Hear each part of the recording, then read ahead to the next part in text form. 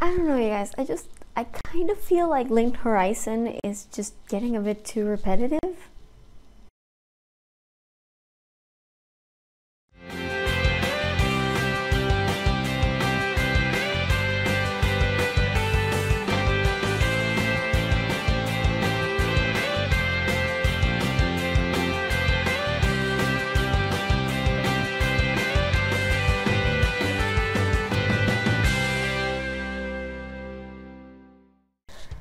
Hello everybody, Carla here, and yes, it's kind of a minor miracle that I actually managed to upload another video this fast. I know, you're all shocked, so am I. But it's just... I don't know, it's Attack on Titan, and I kind of have to upload this before the next chapter of the manga comes out next month, so... You know, I can always write my thesis some other time, right? Right? Anyway. So yeah, I'm talking about Attack on Titan today because a couple weeks ago I finished catching up to the latest season. I watched season 2 when it came out, a little bit after it came out, because I always watch stuff like super late. That's just the way I am. And with season 3, I hadn't quite been able to see any of it. Like even part A, I hadn't seen it yet, so when part B came out, I'm like, shit, I have to watch part A. It was just this whole thing. But now that I'm making some inroads on my to watch list, I actually managed to get to all of season 3. I binged through it in like a few weeks, and I had forgotten how much I love, you know, Attack on Titan. I really love it, and it's one of the few shows where I actually also read the manga as well.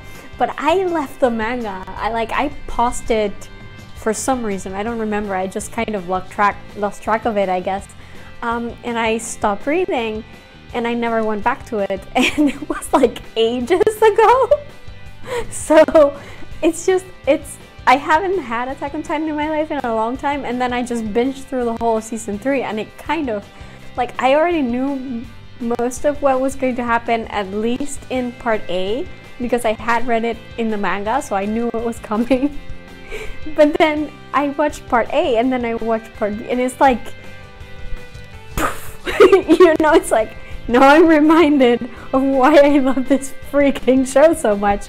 And then watching the anime made me really eager to know what was happening in the manga, so I went back and I binged through the entire, like, half of the entire manga in like 3 days because I had left it back on, wow, was it like chapter 60 or something? I don't remember exactly which one it was. I do remember it was sort of in the middle, near the end of the whole, you know, Crystal Cave sequence with Rodrice and all that stuff, and Kenny and whatever. It was back then, and that was a long time ago in manga years, okay? It's like, it was a long time ago.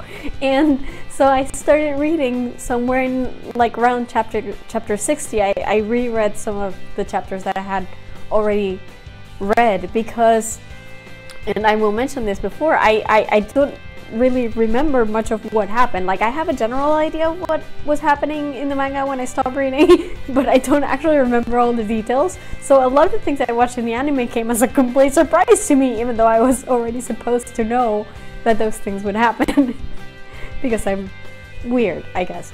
But the thing is, I went back and I read from like chapter 60 onwards or something. So I had to read like 60 whole chapters in order to catch up. And I did it in like 3 days because who needs to work, right? Am I right? Like, that's not a thing I can just procrastinate, right? So I just read the whole thing in one sitting. And now I'm on a really super active Attack on Titan high, like right now. Like, I can't wait to see where the story is going. I'm reminded so much of how much I loved this series, both the anime and the manga, and I want to talk about it because I did not, you know, watch like one whole season of the show and read 60 chapters of the manga just to like internalize everything. I need to blurt out my feelings. So this is a video about Attack on Titan today. Hopefully it will be short, because I really shouldn't be doing this. I should be working, but I am not, but I need to do this, so hopefully it will be short, but we'll see. I have a lot of stuff to say, so it probably won't be short because I'm me and that happens, but whatever. Anyway, too long introduction. Let's go straight to the thing, okay? Before I start, I do have to warn you, there will be spoilers. Like, seriously, if you have not watched at least to the end of season 3B of the anime, and if you have not read at least until the last chapter of the manga that has come out, which as of this recording is chapter 121, you are going to be spoiled. Okay, don't say I didn't warn you. Please, please. I'm catching up, so I have a lot of things to say of all the episodes and all the chapters that went through. I mean, it's the same story, so you will be spoiled either way. But like, if you haven't read that far in the manga, please, please, please step away now, because I will talk about everything. Everything. I have so much to say. So you've been warned. Danger, Will Robinson! Danger! No, Will Robinson! Danger! First, I have to say about the anime, because I watched the anime first, so I went to season 3 first. I have to say about the anime, I loved season 3A, the opening, and I loved the season 3B ending. Every other song is like, meh. Just, I don't know, it's... Attack on Titan has such great music, like the music itself, but also the openings and the endings, and this season sort of let me down in that way. Like, I didn't... I don't know, I guess the openings and endings in the past have been so amazing that I was expecting more from this season, but I didn't get it. Just, the 3A opening is fantastic, and the 3B ending is great.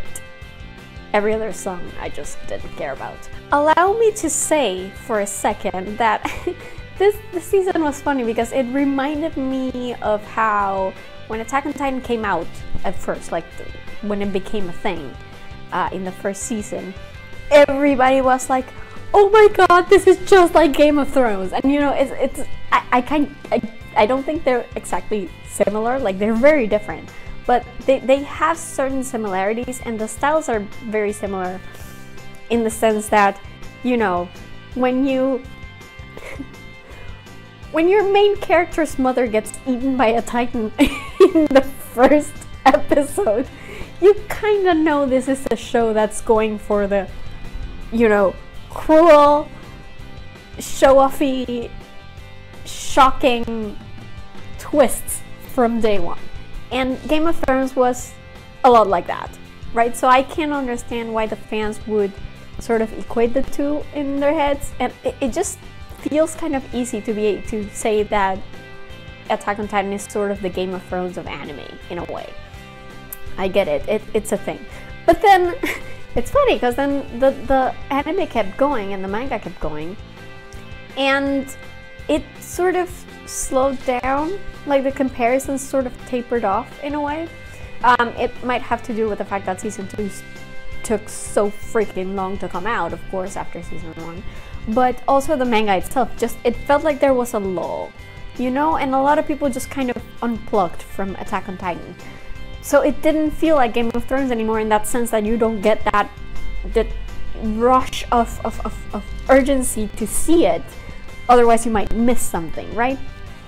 So it's funny that then season 3 comes out, and you know, the manga keeps going through the plot that then came to be adapted as season 3, and suddenly we're like submerged in these like massive conspiracy political intrigue plot of like nations warring against each other with like secret siblings, and you know, destructive monsters sent to Earth to like by mythical beings, and all of a sudden it's like Game of Thrones all over again. But it's not like Game of Thrones like it was initially. It's Game of Thrones in a whole different aspect of Game of Thrones, and it's like, Like, this show, look, all I'm hoping for at this moment is that the ending of Attack on Titan is better than the ending of Game of Thrones. That's all I'm saying.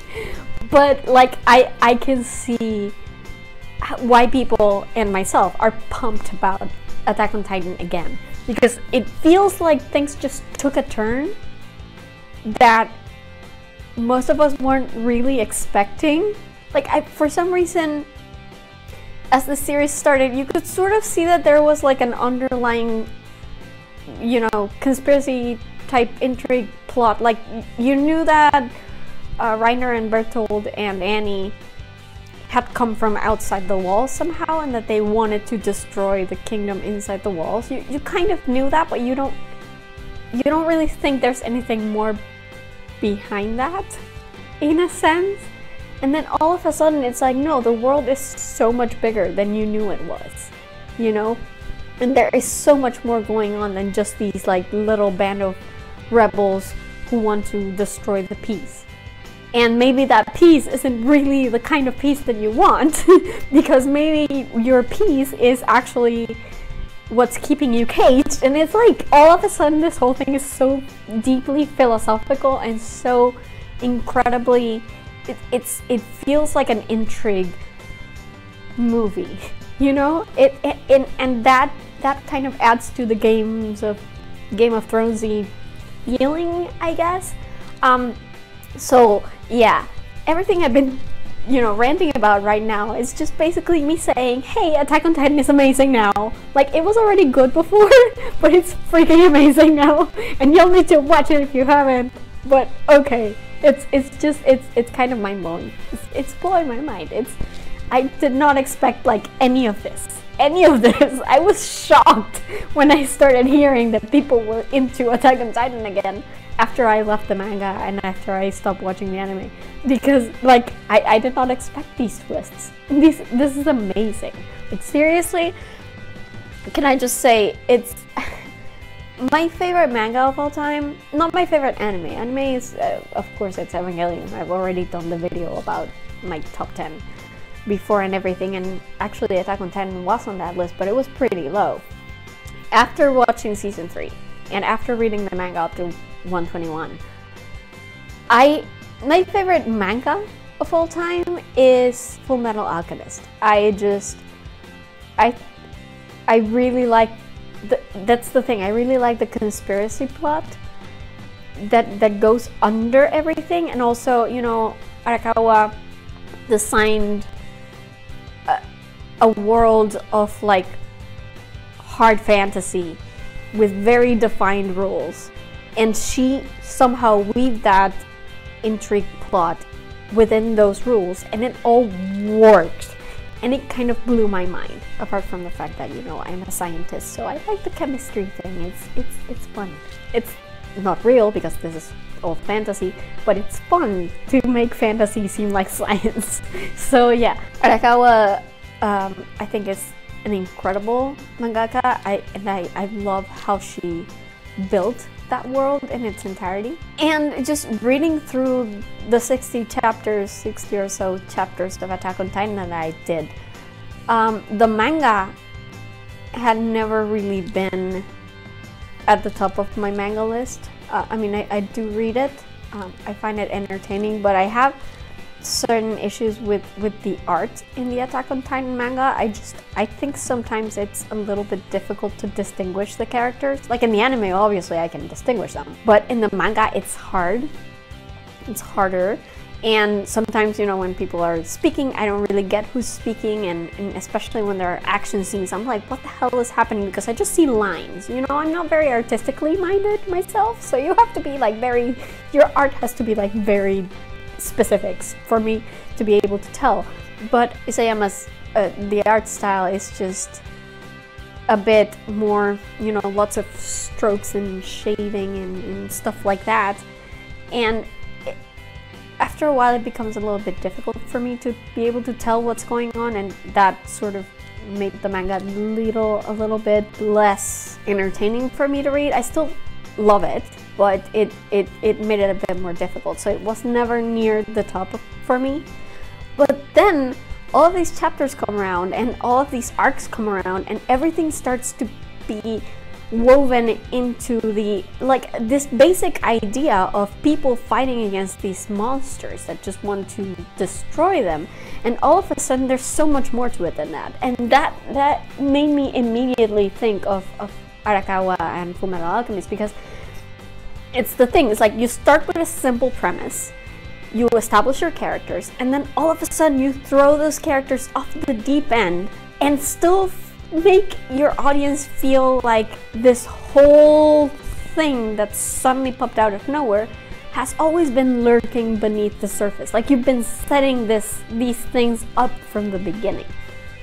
And that's what I really love about this manga and about Fullmetal Alchemist. And I really do think that just this binge read through the last 60 chapters is probably just pushed the Attack on Titan manga much farther up in my list of favorite manga of all time. Like I don't think it tops Arakawa yet, I don't think it tops Fullmetal Alchemist yet, because I want to see how it ends. I can't really decide that before I see the ending, but it might. I really enjoyed it. And you know, that's the kind of thing, like speaking of Game of Thrones, like I think Attack on Titan in a sense is almost better than Game of Thrones in a way, in the sense that yeah, I mean, you can tell now that Isayama, much like Martin, has been setting up so many of these reveals since day one. I mean, just compare the memories that we see in chapter 121 with the same scenes at the beginning of the manga. Like, do it now. It's mind-blowing. It's amazing. But it's also very obvious that Isayama has a point that he's trying to get to, and he's actually trying to get there without like taking gigantic side trips that just bore people to hell. And that's great, because that means that I will actually be able to see the end of this thing before I die, which is more than I can say of Martin, right? Like, hallelujah. It's incredible.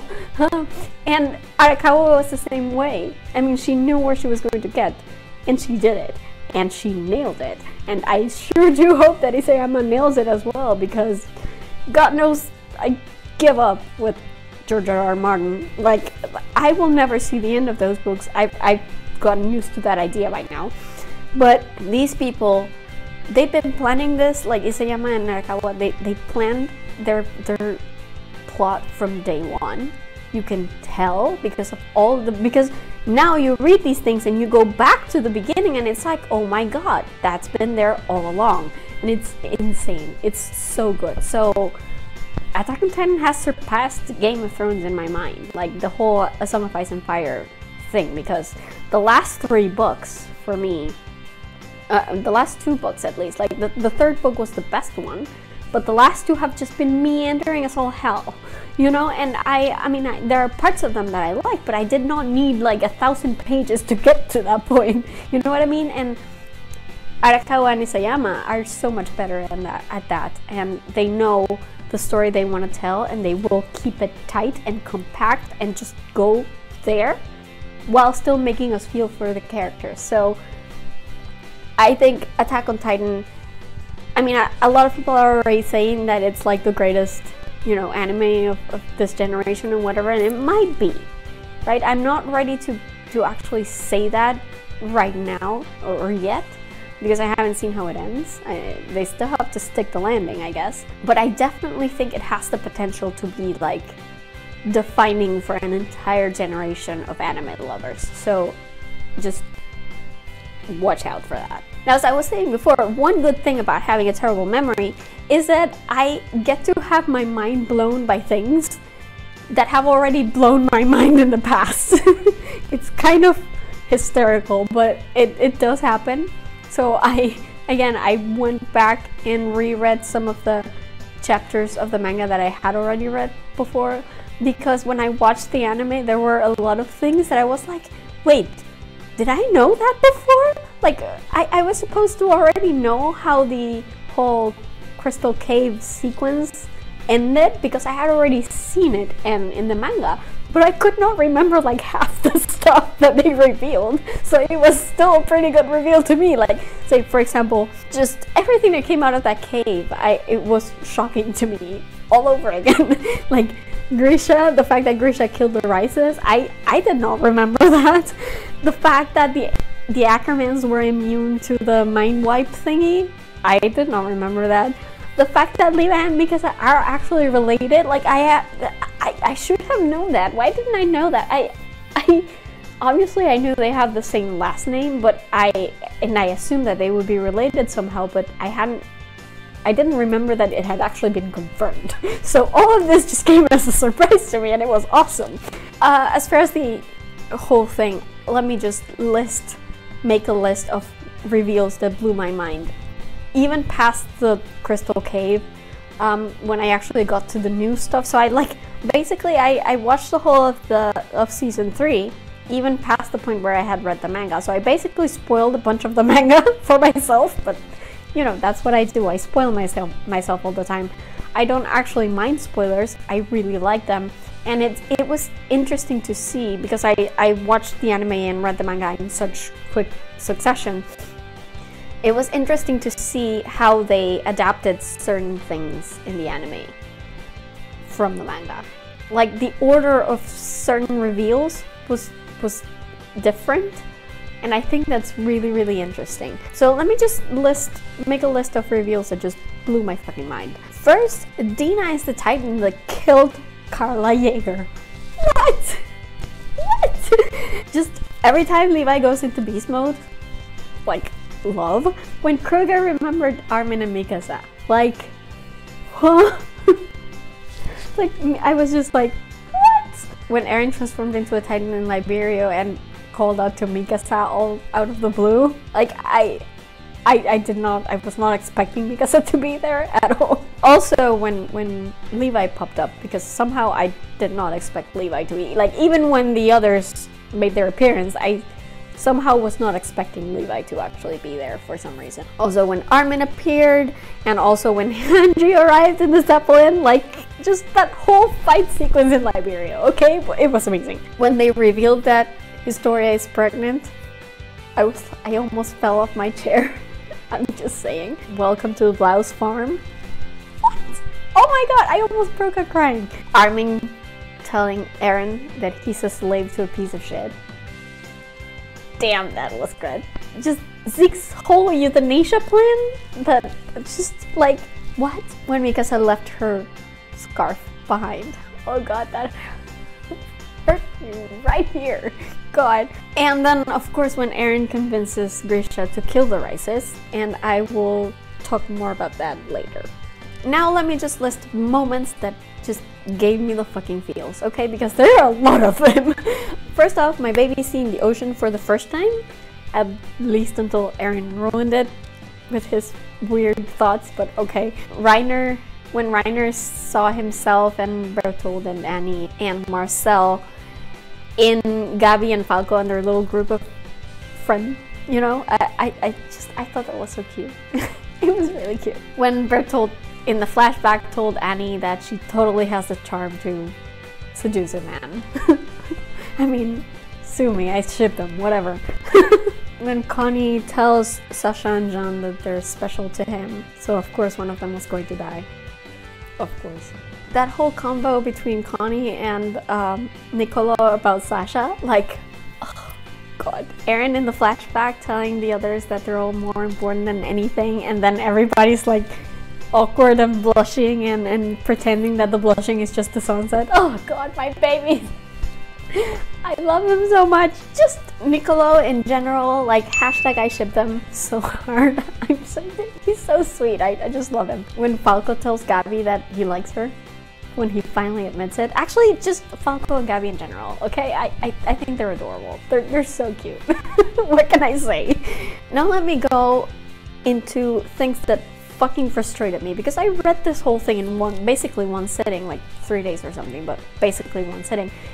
There were so many things there were a bunch of things that really frustrated me out of it, and I have to mention them. So it took Isayama fucking forever to explain who the Marleyans were fighting and why.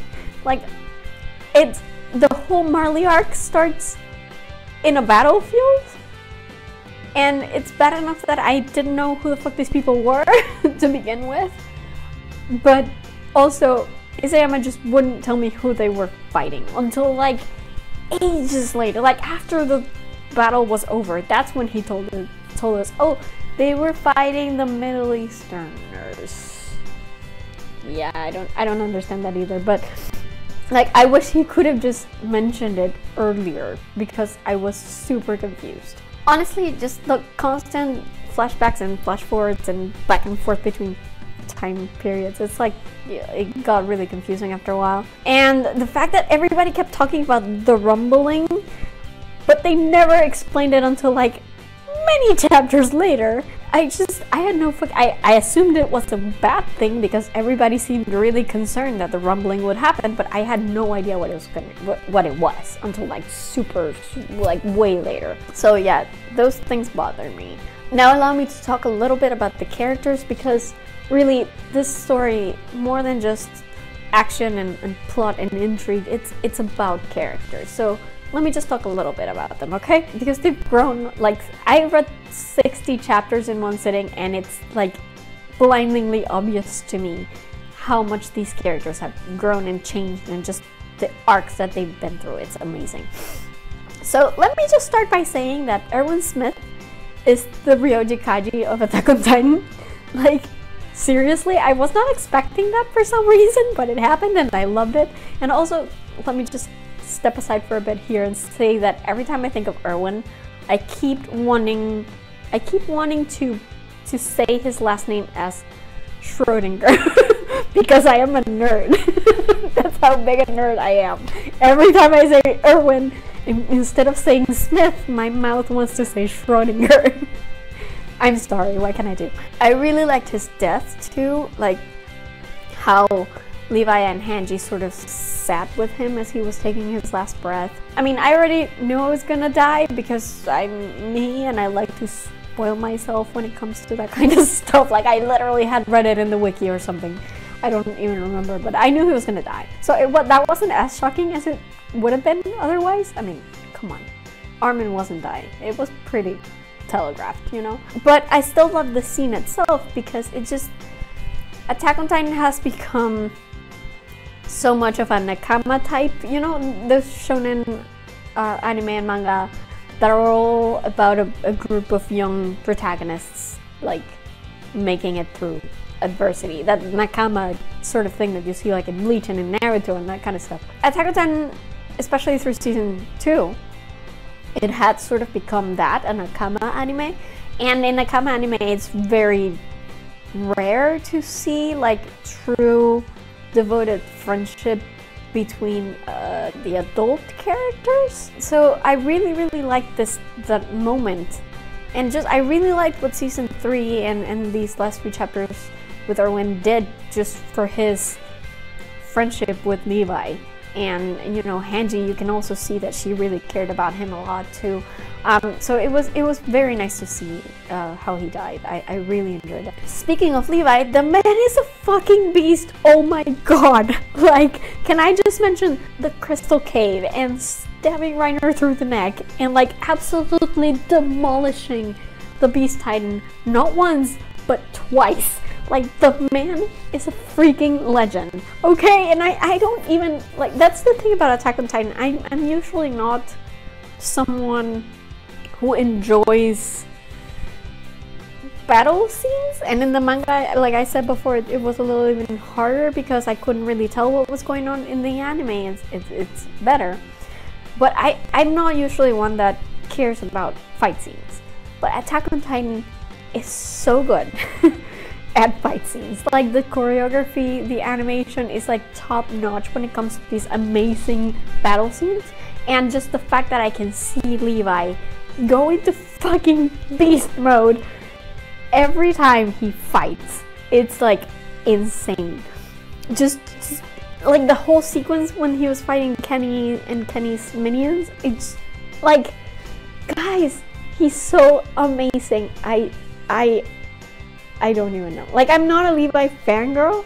I like him a lot, but I'm not like, he's not my favorite character or anything. But when he fights, it's freaking art, man. It's so incredible. Speaking of fight scenes, I need Levi and Mikasa to have more fight scenes together. Like, seriously, why have we not seen this? Like, they're such fucking beasts, and I really need them to team up more often, because it's just such a freaking joy to see.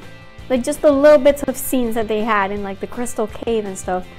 It's so great, and it's been so severely underutilized. I really do hope that they can both like go into beast mode together, because they're both incredibly amazing. And also, can I just say that I feel like Titan, Eren, and Mikasa make a heck of a team, and we don't see that enough either.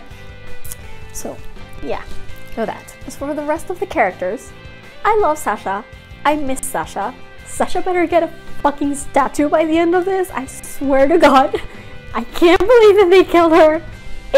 But like, I knew something like that was coming, because like I mentioned before, when Connie was exalting how much he loved Sasha and John, I'm like, yep, one of them is going to die. So it's not like it was completely shocking to me, and I'm not like absolutely devastated. I know that characters have to die, and I actually like that Attack on Titan didn't mind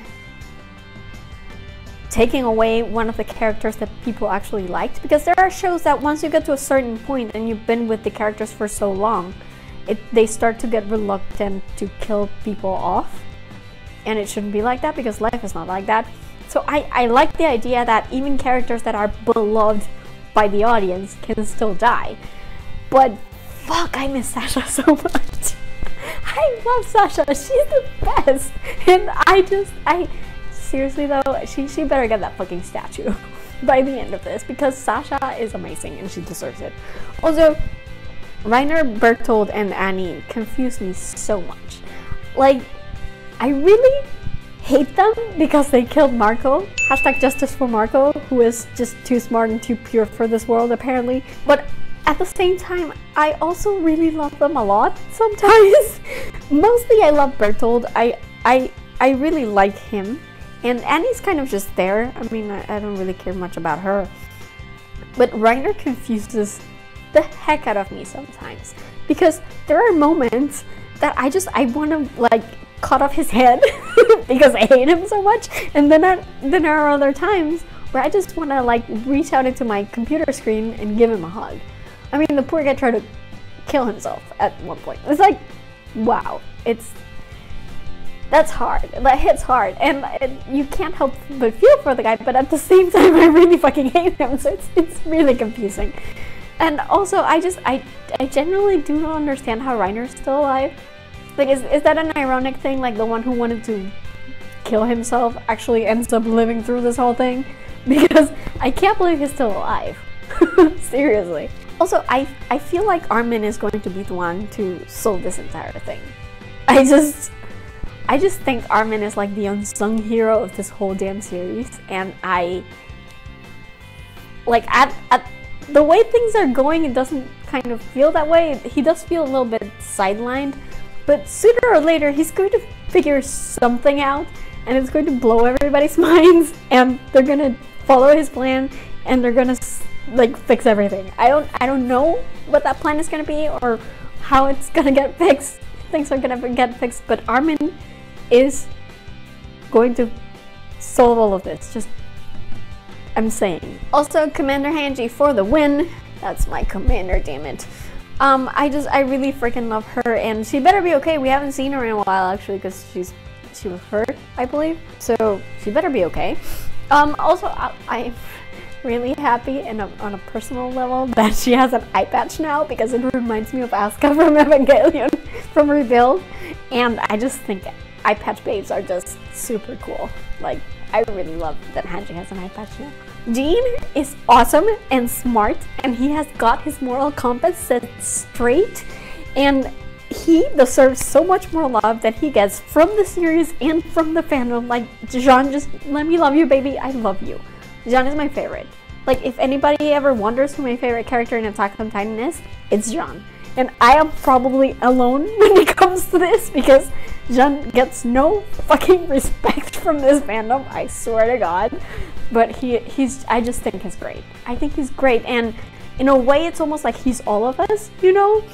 Because, like, all the other characters are so fucking dramatic.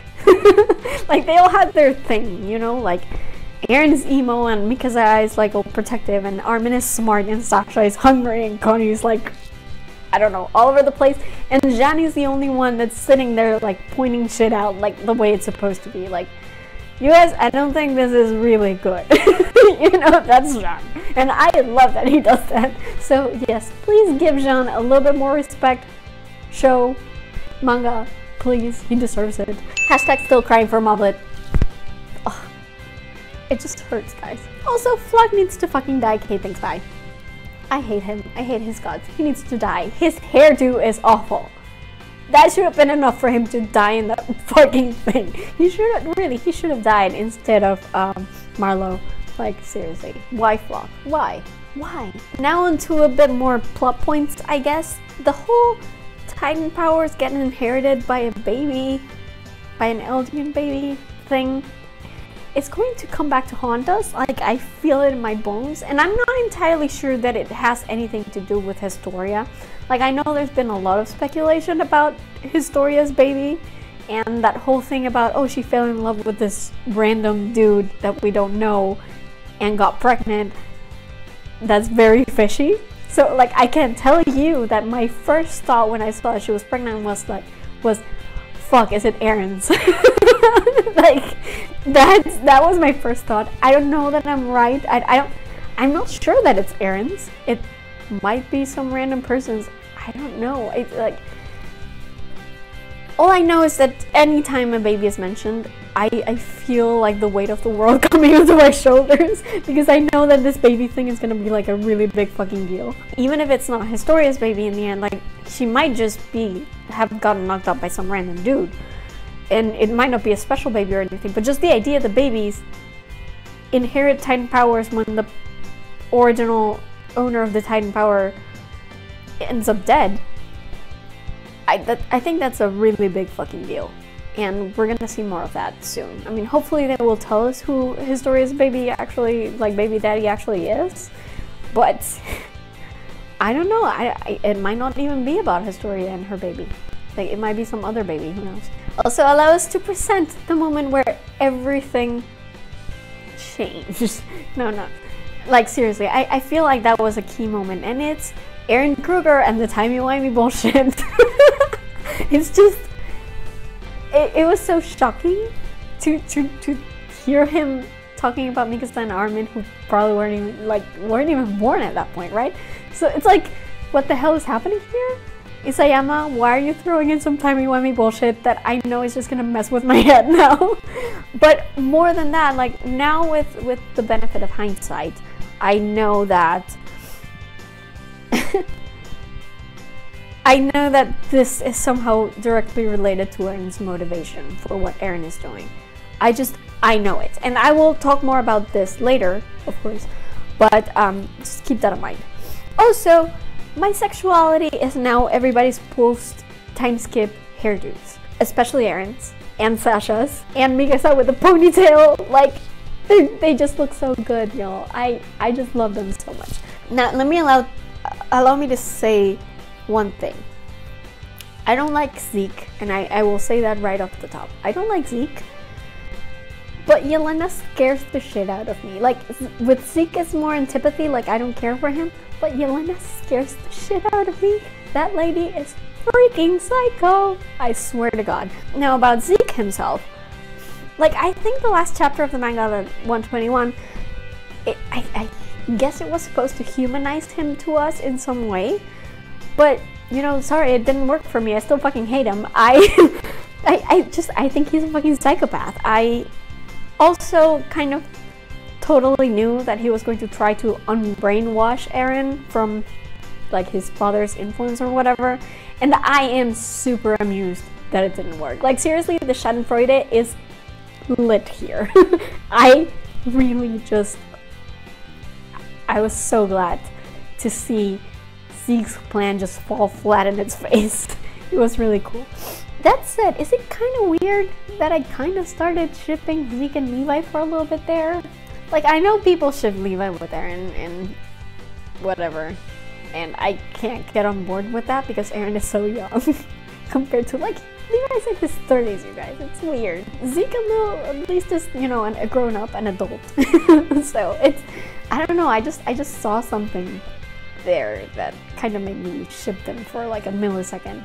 I don't think it's gonna happen. I'm not all that invested, but it was interesting to see. Also, for a while there, things that I saw for like a millisecond, for a while there I thought that Armin had grown taller than Mikasa, and I was super freaked out by that. But it turned out that he didn't, so my soul can now rest in peace, I guess. Now let's talk about what's going on in the manga right now.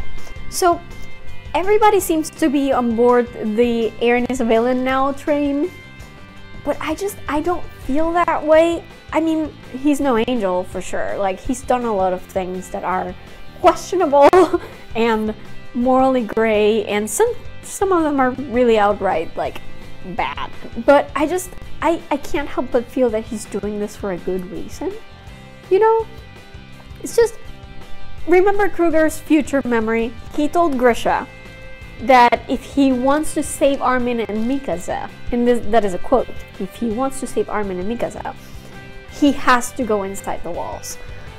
So if he got that memory from Eren, which I'm assuming he did because Eren himself isn't mentioned, and if that memory had come from anyone else, it probably would have mentioned Eren, right? But if he got that memory from Eren Yeager in the future, it's probably an important one, an important future memory. And I dare even say that it's probably like the central motivation for whatever Eren is pushing towards. And I just think that's it. That's the key. Eren is trying to save his friends. He's going to do a lot of super shady and questionable things to get to that point, but he's going to try and save his friends. That's what he's trying to do. I just think he's trying to protect them. And, you know, I think that's why he beat up Armin. I think that's why he told Mikasa he hates her. He's trying to sort of push them away so that they don't get in the way and end up dead in the process or something.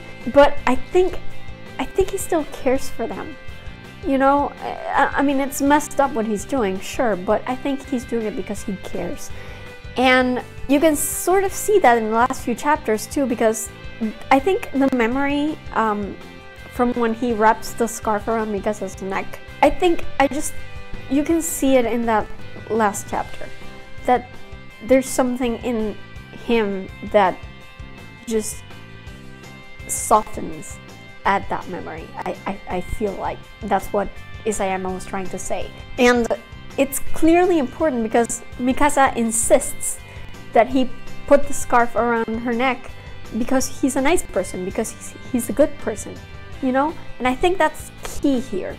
That scene was thrown in there on purpose by Isayama to remind us that, you know, even though he denies it, Eren does have a good person inside of him, you know? I think that was the one true moment when we saw a glimpse of the true Eren when he was in this whole memory trip with Zeke, you know? And I think that's very important. Like I said before, Isayama has planned this whole thing out, and he's very smart about all the hints that he drops, and I think that was a hint of something. I am also totally with Armin in that the whole thing about how Mikasa is enslaved to Eren because of the Ackerman mission, or I think that if it's not an outright lie, it's definitely an exaggeration. I mean, I don't doubt that the Ackermans become bonded to someone, but I don't think it's as restrictive as Eren implies that it is. After all, like, Erwin died and Levi's head didn't like explode, right? I mean, I'm assuming Erwin is that bond for Levi, I guess. But I mean, if it's not Erwin, who else would it be? So I guess so. But like Kenny too. Yuri died and Kenny was still around just fine. You know what I mean? Like it can't be that restrictive. Also, because when I finished watching and reading everything, I had so many thoughts. Like my brain was pulling me in 7 different directions. So in order to process all of it, I started watching people's comments about the last few chapters and what was going on in the anime and the manga.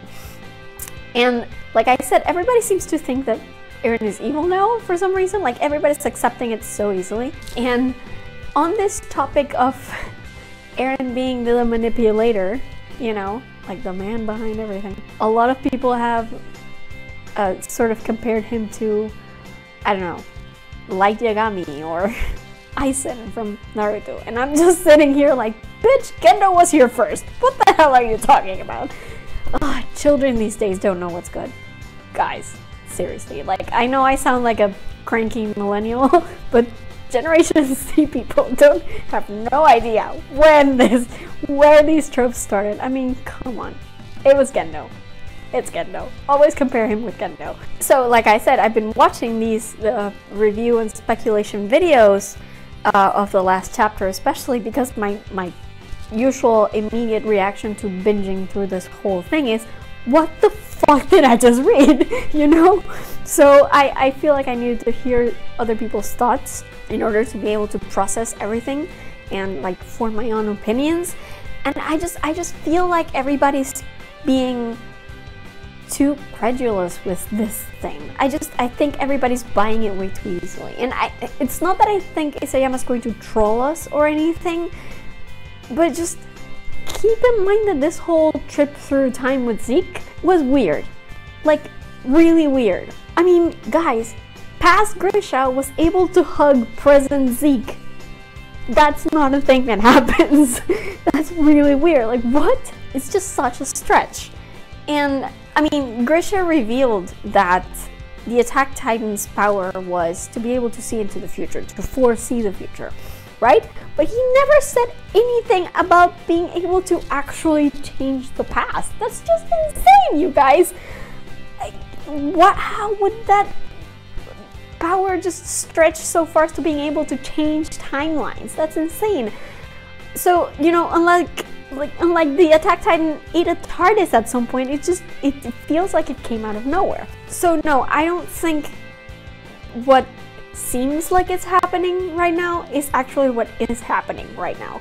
So what do I think is happening? I do think that Eren probably wanted or expected Grisha to kill the entire Rice family. I mean, we do see him getting angry at Frida when she's speaking, and I don't think that's faked. I definitely think that's real. But I don't know that he actively caused that murder to happen.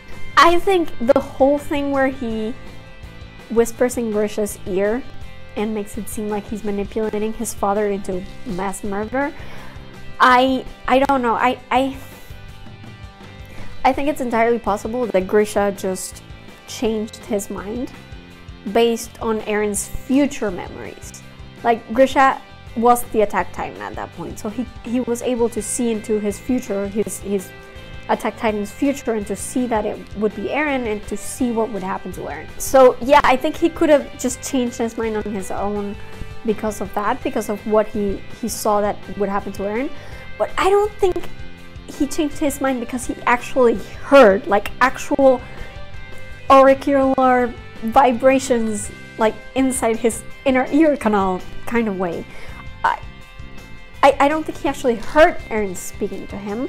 And as for his rant at the sky after everything happened, you know, because he goes outside the church and like screams at Eren, asks him, you know, are you happy now? I did what you wanted me to do. I mean, he could have been talking to this hypothetical future Eren instead of the actual future Eren that was standing in front of him and whispering in his ear. I've also seen people speculate that maybe he was screaming at Eren Kruger instead, because Eren Kruger was the one who sent him inside the walls to actually do this, and gave him his murdering mission in the first place. So it could be that he's just screaming at Eren Kruger. Like, if Eren Kruger could help. He can't actually hear him because he's dead, but it's, you know, it's the feeling of it, right? So in a sense, I think it's entirely possible that this whole thing could have been some kind of show. As for why Eren puts on this show, just remember, he's trying to convince Zeke that he's not being manipulated by Grisha.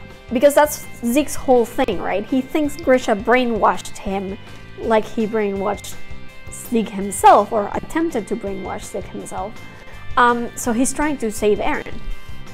But so Eren is trying to convince him that no, he's not doing this because of Grisha, he's doing it because of himself. So what better way to convince Zeke of this than to make it seem like Eren is the one manipulating Grisha instead. Like, he's seen these memories. He's the Attack Titan. He's seen this memory. He's got Grisha's memories and Eren Kruger's memories and every other Attack Titan that came before him.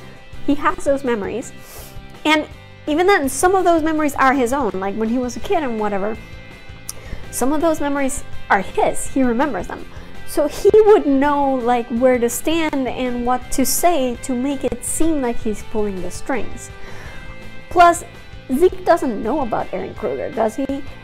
And so, like, if Grisha went outside the church and started ranting at some Eren, screaming at some Eren, of course he's going to assume he's talking about Eren Yeager rather than Eren Kruger, or even future Eren Yeager. You know, like, he's going to assume that Grisha is somehow able to sense or feel that Eren, like future Eren, actual Eren, is there. He's going to assume that. And you know, there's enough ambiguity there that Zeke would just buy that whole scene hook, line, and sinker. And I think that's probably why Eren showed it to him, you know? And also, if Eren is using the Founding Titan's powers somehow to manipulate these memories, for example, and just convincing Zeke that Grisha actually loved him and that Grisha regretted how he treated him, plus Grisha hinting at the idea that Eren needs to be stopped or whatever, it gets Zeke to stop trying to save Eren. And you know what?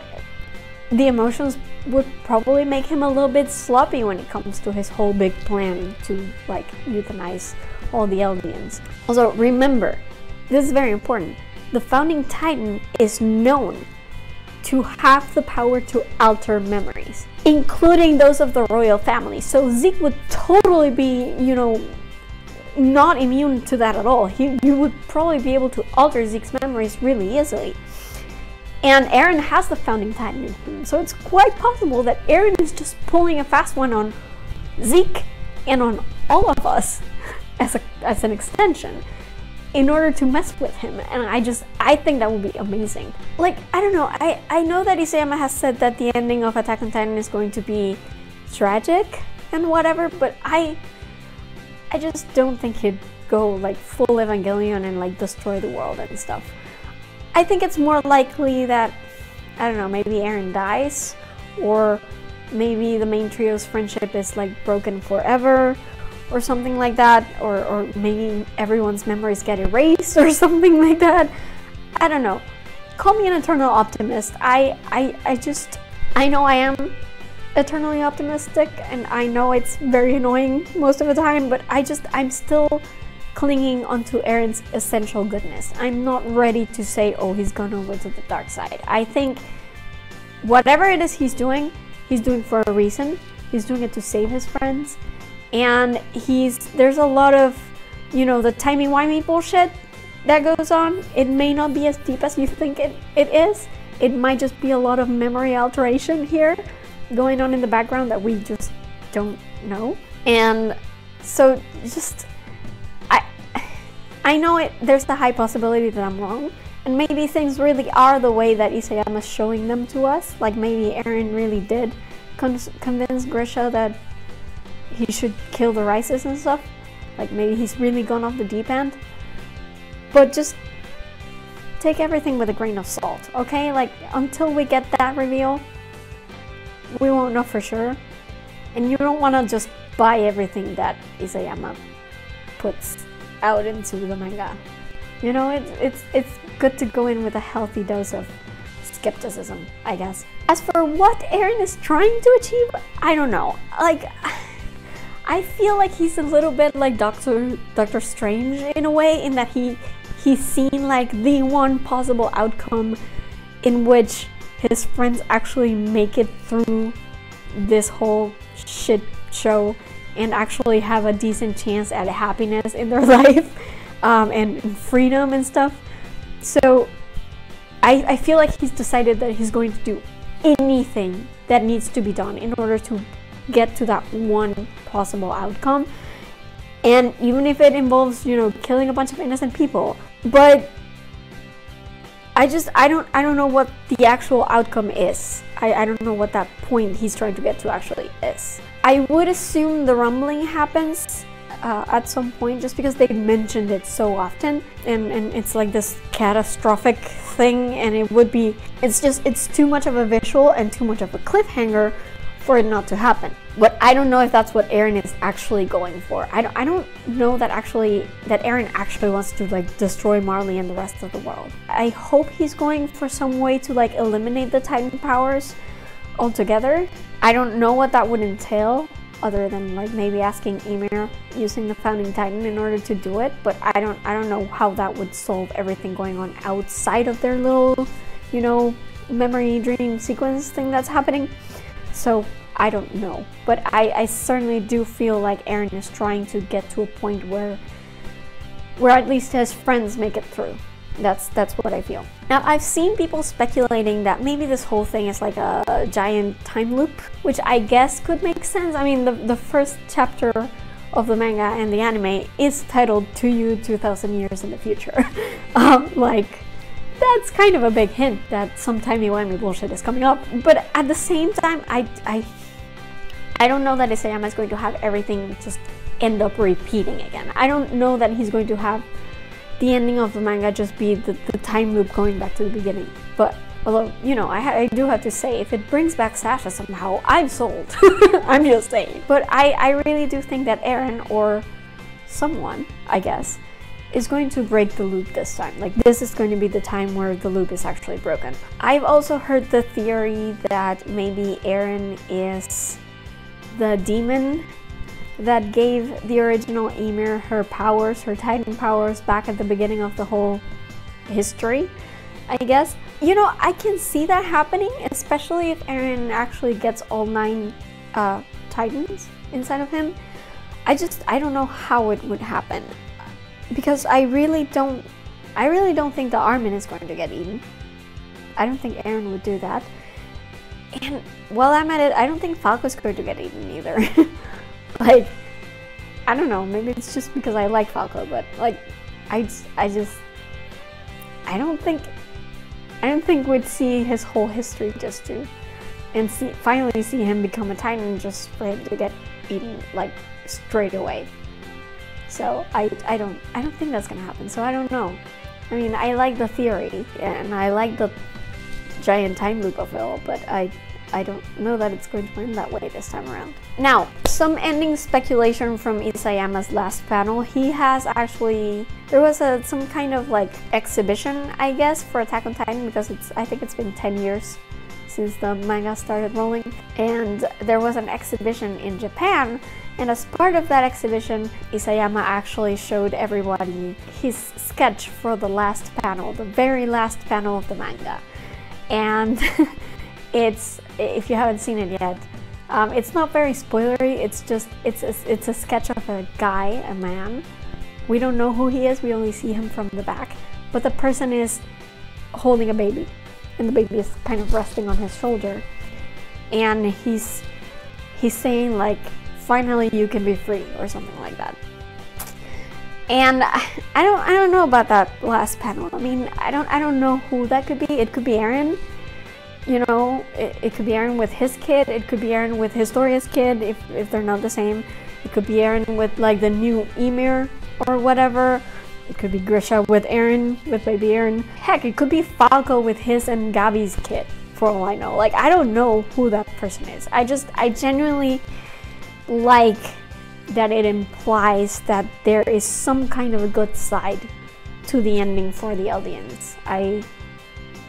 Even if the rest of the ending is like tragic, like Isayama said, or bittersweet even, at least we have this one glimpse of something good that came out of it. So I really like that panel. I don't know who the heck that person is or who the baby is. It might be a number of different people. But I'm glad that the manga is actually going to end that way. It makes me feel a lot more hopeful than I expected to feel by the end of this. And really quickly, as far as where the anime is going, I just have to ask, is season 4 going to be like 50 episodes long or something? Because there is no way that they can adapt both the Marley arc and then the final arc in just 13 episodes. It's just not a thing that's gonna happen. I mean, I assume that season 4 will have to be at least as long as season 1 was, because otherwise I fear that they're going to leave out a lot of the new characters' development in the Marley arc especially, and especially like Gabby and Falco and Reiner, and I feel like that would be much to the detriment of the arc, because part of why we've come to like this arc so much, the final arc, is because we grew to love these characters in a really quick time, you know? Like, I was a little annoyed when Isayama started introducing new characters, but I grew to love those kids a lot, and I want to see how they end in a satisfactory way. So if the anime cuts out some of their development, it's gonna be a shame. So I hope season 4 is at least as long as season 1 was. You need a good 25, 26 episodes to be able to tell the story, like both arcs, because there's 2 arcs, guys. Unless they're planning, I guess, on like finishing up at some point of the Marley arc and then doing a movie or something. That would be cool, but I don't know. We'll see. So yeah, that's my I guess review, but it's more of a catch-up than just commentary on the last season of Attack on Titan that came out, as well as the last few arcs of the manga that I finally caught up with. I definitely think that I'm going to be reading the manga as it comes out from now on, because I really want to know like what happens really quickly, instead of waiting forever and then coming back and reading 60 chapters in one sitting. So I'm gonna try and do that. Let me know what you think. If you're watching the anime, if you're reading the manga, what have you thought about these last few reveals? Like, do you like the Marley arc? Do you like the final arc that we're seeing right now? Do you think Eren has really gone to the dark side? Or do you think there might be something more to this than it seems on the surface, like I do? So let me know about that. Also, you know, while you're at it, if you like this video, give me a thumbs up. If you like my stuff, please subscribe to my channel. I'm always happy to see people liking and sharing and commenting and subscribing. It really does help me a lot, and it's always a joy to be able to chat with you guys about the stuff that I love, because I really need to talk about this stuff with someone, right? So yeah, please do that. In the meantime, you can find me on social media. I am on Twitter and Instagram at girlsareweird with underscores between the words, and on Tumblr at girlsareweird with hyphens between the words. If you'd like to follow my fandom tirades on Twitter, but don't want to wade through everything else that I tweet about, like politics and you know, science and personal stuff, if you want to see just the fandom stuff, be sure to follow FreakingNarnia_ on Twitter, because it's a curated timeline of all my tweets, but just the fandom ones. So be sure to check that out. You can find a Facebook page for this blog at facebook.com/FreakingNarnia. And as usual, be sure to visit my main website at FreakingNarnia.com. All my videos are up there in case you need to catch up with any of them. If you miss any, just be sure to visit, and it's all gonna be there. Also, remember that I have a Redbubble store where I make art based on my favorite quotes from my favorite fandoms, and then you can use that art to print on different types of merchandise, such as t-shirts and coffee cups and computer covers, all kinds of neat stuff in there. So be sure to stop by and maybe purchase something if you're in the mood. It really does help me a lot. If you'd like to have these vlog and episodes in podcast form instead, you can just look up Talks from Freaking Narnia in all your main podcast distribution platforms. It'll be there, but I still haven't really caught up to the last few episodes. When it comes to the podcast, I have to transform from video to audio, and I haven't had a lot of time to do that. But if you want to get these episodes as podcasts on the very same day that the video goes up on YouTube, then what you want to do is subscribe to my Patreon page at patreon.com/FreakingNarnia. And you know, for a small sum of money, you will be able to get these episodes as podcasts on the very same day that they go up on YouTube. So be sure to check that out and subscribe if you'd like. It really does help to support this podcast and this vlog. And yeah, I think that's about it from me today. I will see you guys next time, whenever that is. I don't know, maybe by the time the next Attack on Titan episode comes out and I have to freak out about it all over again, maybe you'll see me again. But yeah, that's about it for me today. I will see you guys next time with another video from all the way in freaking Narnia. Bye everybody. So I had to read like 120 how I loved when Kruger remembered Armin, when Eren was just that whole combo. He's no angel.